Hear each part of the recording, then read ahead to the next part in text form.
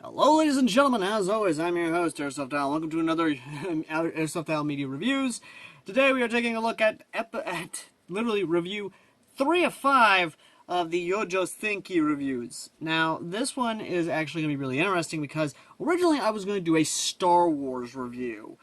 But I started thinking maybe save that for the finale of it. But this one, ladies and gentlemen...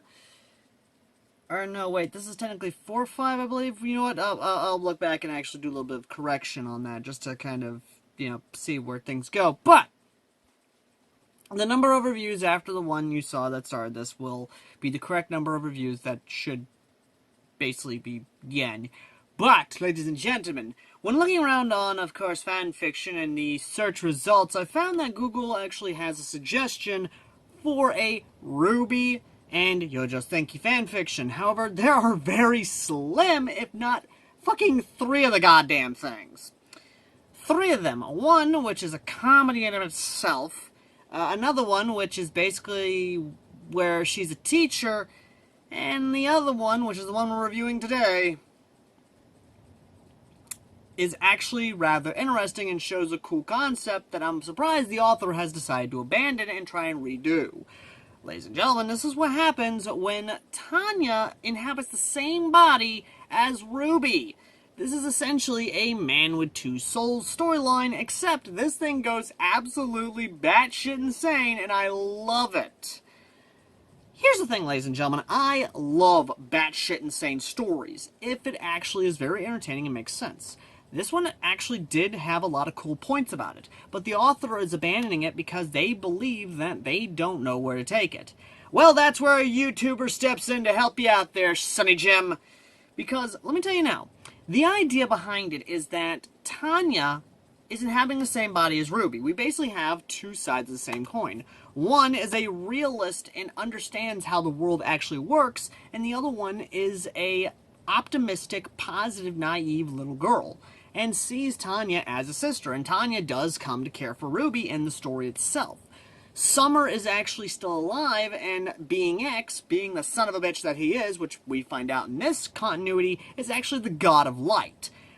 Which makes a whole lot of fucking sense, if you really think about it. Not only that, but apparently his brother, the god of darkness, actually makes Tanya his acolyte. Basically meaning that her and Salem are not only the only 2 acolytes of course, when I say acolyte, I mean like a follower of the God of Darkness, but one of those things. Not only that, but apparently Ragnarok has happened. And yes, I'm basically spoiling this entire thing for you because there's some cool concepts and ideas that I want to cover and kind of help out. Another thing that's actually really fun for this is that when it's introduced that Rose has 2 souls, one is Ruby Rose and one is Tanya Rose, Atlas wants them. And you can already smell some Being X shenanigans. Not only that, but the entirety of the military hierarchy and even the 203rd is reincarnated in this world. And to add to it, Red versus Blue is here, baby. That's right, the RVB crew is here, including all the way up to season 11, 12, and 13. Dear God above, the author actually implemented this really well, including Andy the Bomb, who is, in fact, the new computation jewel. I fucking love this. This was implemented actually really good, and once again, this is batshit insane, but it's air-fucking-taining. But again, the author, after the last chapter, which by the way, the last chapter is essentially Tanya is taking control of the body, of their body, of her sister's body, basically the body they inhabit, is basically going after Vasha, who is a deer faunus. Makes a lot of sense, actually, when you really think about it. But at the same time, I would have gone with a bear faunus because, you know, she's Rusviet, or Rusi, whichever. She's basically Russian. She's Slavic. You know, maybe a little bit of something there, but, you know what? Whatever. But what really kind of plays it for me is the fact of Summer almost gets raped by the SDC, and Tanya comes in and basically murders the son of a bitch. Blood covering, all that good jazz. She basically murders the bastard. And I say all for her. Not only that, but there's actually a lot. Oh, you know, just one of those things. But. It ends when somehow, which a cool concept and idea, mind you, when Tanya unlocks the memories of Vasha, and she remembers her. And right there, right then, would have been a cool concept to play off of. And sadly, like I said, the author is deciding to abandon it because they feel they have no idea where to take it. Are you fucking kidding me here? In the story alone, you showed that the God of Light and the God of Darkness aren't the only ones there. You've shown that Ragnarok has happened. You could play with this, God only knows. Okay, so let me just go ahead and give you guys another thing. Shiva visits Ruby and basically helps her out with that. But what I'm trying to say, ladies and gentlemen, is that, again, this is something that's actually kind of cool. Let's just go ahead and talk about the ideas. Besides the red versus blue ideas, which I'm all for because Ruby is technically still part of the Rooster Teeth universe, so who the hell knows if they're actually a part of the same galaxy as RVB or even the same continuity and universe? I don't know. What I do know is that it's a cool idea and I love it. I had fun. I absolutely enjoyed it. But here's where things get kind of fun with the repressed memories of the reincarnated. This is a cool idea and one that has been played with before with other Yojo Sinki fanfictions, including one where Tanya is basically reincarnated as another version of herself during the Russian Civil War, and herself being a part of a Russian noble family, or at least a middle-class working family in Russia, or at least the Rusi Federation. Again, cool concept and something I absolutely do like and love. You could have worked with this and basically had it to where Tanya is slowly but surely unlocking the memories of all her old subordinates and old members of the 203rd, and even the officers of Atlas. You could have it to where she's basically doing this, especially with a lot of other stuff happening here.